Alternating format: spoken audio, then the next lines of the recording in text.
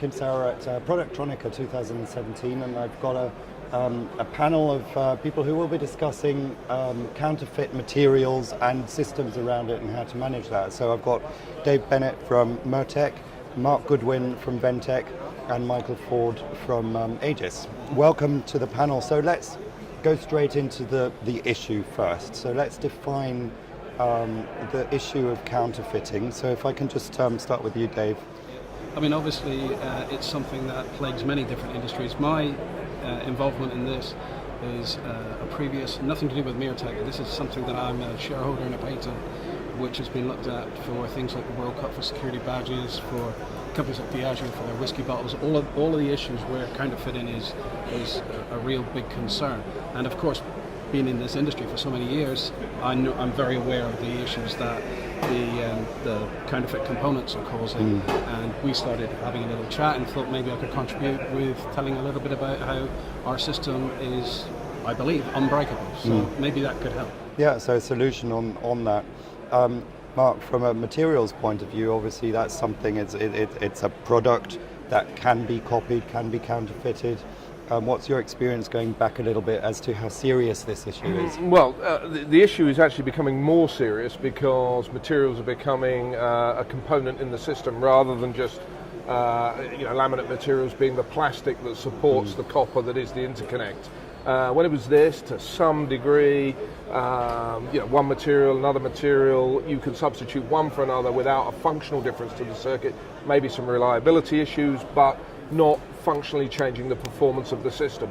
Now, in two particular areas, thermal management and signal integrity, these are significant, the material contributes significantly to the system performance. So change the materials, change the performance, could have safety issues, could have reliability issues, as well as commercial issues, and so it has the potential to be very serious for everybody. I fly a lot, you fly a lot, we all fly a lot. Do we want our electronics made out of things they shouldn't be with the components? I think you mentioned to me before we started, stories about 1 in 7 components on a reel being, it doesn't bear thinking about. Yeah. Yeah, I mean, I head up the IPC Committee on Traceability, the 1782 standard, and a lot of the members in our task group are coming from US military. And when they start to talk to me about, it's not about have you ever had a counterfeit component, it's how many times are you seeing counterfeit components. And other people come along and say, well, we never have. And they say, well, you haven't seen them. And there was literally the case where on a reel of 1,000 components, the first 200 were genuine. So all of your incoming inspection would have found the genuine ones. And then after that, every seventh component is counterfeit. What are you supposed to do? I mean, people are in trusted relationships now with their material suppliers, and a lot of the incoming inspection has disappeared. Now, can we still trust those suppliers? I mean, it's not the direct suppliers we get materials from, it's just somewhere in the chain.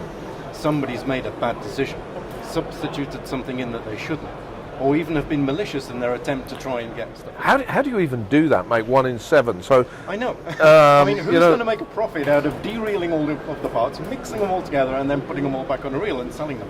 It just doesn't make sense to me. But they do it. It's incredible. So it's a common occurrence, clearly. So we know there's an issue. There's a traceability issue or solution within that. There are systems that deal with the traceability issues. But who's ultimately responsible? The people buying the components to enable that traceability? Is it the suppliers of the components of the materials? Who? I would say, and it's the both. trust. I would say both. You have to engineer your supply chain in a way in which it has integrity and is secure. Now, there are always unscrupulous people, and you have to try and weed those out. Maybe you're successful, maybe you are not, but dealing entirely through distribution without auditing your distributors, their motivations and all kinds of things is issue number one. But, there are other things that go on. I mean, we have direct experience where people have bought 10 panels of material from us and sold 1,000 panels of our material to an end customer by putting 2 noughts on our CFC. Okay. Now, we found that out from an end user who asked us, why is the performance of your material delivered here different to the performance of your material delivered here? When we said it isn't. And they said, well, I can prove it is. I said, send me the material. They did. We analysed it, not our material. Now, we've closed that down, but it goes on. But this is the real problem, because if somebody gets away with it, if somebody puts a counterfeit material into the supply chain, and maybe it's detected, maybe things start to fail, we see huge recalls, we see quality problems, but they get away with it because it was never tracked back to them. So for them, there's no pain. What we need is a combination of an approach, like with traceability, to be able to say categorically, this component that you gave me, I know that this caused the problem. And I have the traceability to go back, not just in the factory, as 1782 is doing, but actually to go back in the supply chain. And this is where we deal with this secure marking of material packaging, to make sure that we can trace the steps all the way back through the supply chain and pinpoint you are responsible for this, and I can prove it. Now, nobody wants to be taking each other to court and having these kind of problems, and that's not where we're going with this. Once the counterfeiters know that we can do that, then they see enough risk and they don't even bother trying. This is true. So there are actually simple things you can do. One of the things, you made a very interesting comment, post on LinkedIn, to which I commented. One thing I ask my customers to do, not my direct customers, but my customers' customers, is request an original manufacturer's CFC for the batch of material that was used in batches of material that were used in manufacturing your PCBs. And if you want to check those out with me, I'm happy that you send them to me and I check them out. Okay? Because we know quantities we've shipped and lot numbers and all this kind of stuff. Now, it's not foolproof, but that actually takes away, that simple step takes away 90-95% of the problem. And then we're just left to deal with the tough bit. Unless that document's counterfeited. Yes, but we know that. We can very quickly, and that's what I'm saying, that's how we caught the materials. Somebody counterfeiting, they didn't counterfeit, they substituted another material and they counterfeited our document. And we have ways of knowing if that document's genuine or not. Marking of materials is something that I'm very interested in. We're looking at lots of technologies in that direction. I think one issue that I can bring from not our industry but from other industries is deniability. If you talk to the banks, there's no such thing as counterfeit money. If you talk to the spirit manufacturers, there's no such thing as counterfeit spirits, and we all know it's nonsense. Of course there is. The problem is that they don't know how to manage it, and because they don't know how to manage it, they have teams of people going around literally scanning their own labels, trying to identify, is this a number that's on our database, is it something that's not? But it's very easy to get a batch of numbers. You pay one guy in a factory to say, give me the next 10,000 numbers and I'm going to pitch 1,000 of them, get them to market before the real manufacturer, and it all looks like genuine whiskey or whatever. Exactly right. The system that we developed was, originally it was done with one of the largest paper manufacturers in Europe, and they were very excited that we could map fibres uniquely. And the key thing was they could not make a version of it. Once you had a piece of paper, it could never be copied because we weren't looking at anything on the paper, we were looking at the core of the paper, and it was randomized. Wherever we looked, it was always a different place on a different piece of paper. But what was there were a range of fibers at different depths within the paper that we could map and give a key. And it was called a fiber lock key. And we would be able to lock that document, whether it be a very expensive will or whether it be a counterfeit tab or an identity card or whatever. You could do it with credit cards, you could do it anything that you want to put fibers into the glass the fiber. You could do it with anything. Fiber for anything. Anything where there's a fiber, where it's made in the manufacturing process and is not identical. Well, in paper, of course, it's like a slurry, and then you run it all flat. You can never do that again. It's like never going to be the same. So you can't draw it, you can't do anything. It's got to be the fibers because you're monitoring the depth and the image quality. So it sort of tells you that you can't just do lines because you need that depth of field. Yes. It locks it into the database and it will lock it when it's taken out its source. So if a manufacturer in the components industry, and I'm not an expert on components in their logistics, but I'm guessing that once it's built, it's put in a box, there's a label on it, make it a descriptive label, and at that stage you would fiber lock it. No one in the world, including the manufacturer of the technology that's locking it, can make another one of those labels. It's absolutely unique. When it gets to the other end and they click on it, all the data that was held on that label, it was manufactured by company X, there's 10,000 in a box, they are this type of component, they were left on the 23rd of March, and they've been delivered to you at this factory or what. All of that data that's on the CRM is only open when you unlock it at source.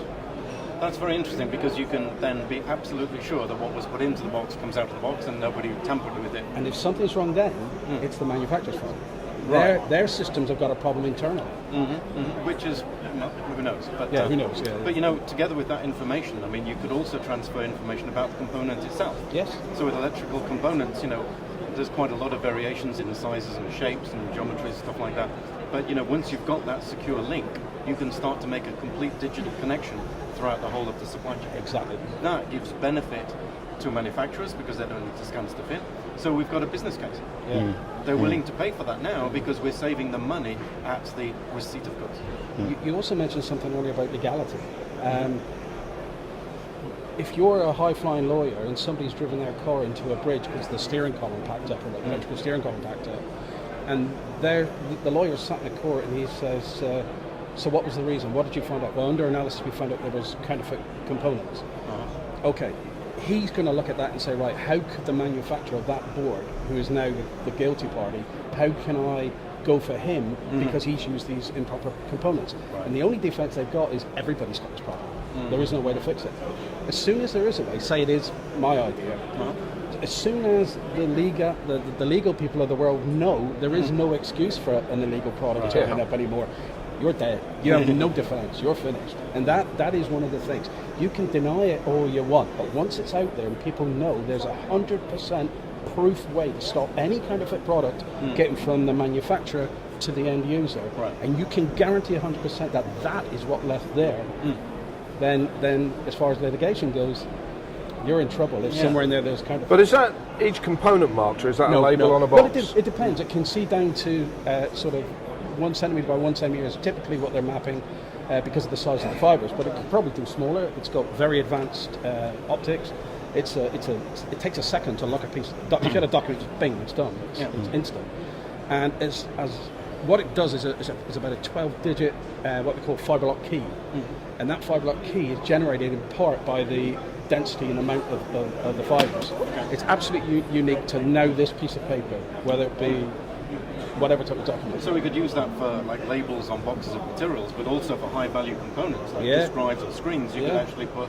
It can be used on any substrate that's got a fibre into it. So if you've got fibres that are visible, you must be able to see it. Yeah. If you can see that it's got fibres, a dollar bill. No, this is where the problem comes with laminate. Of course, it's got copper foil over the top of the fibres. But for pre-preg, for example, you have fibres. Definitely. But the question is, can it be put in?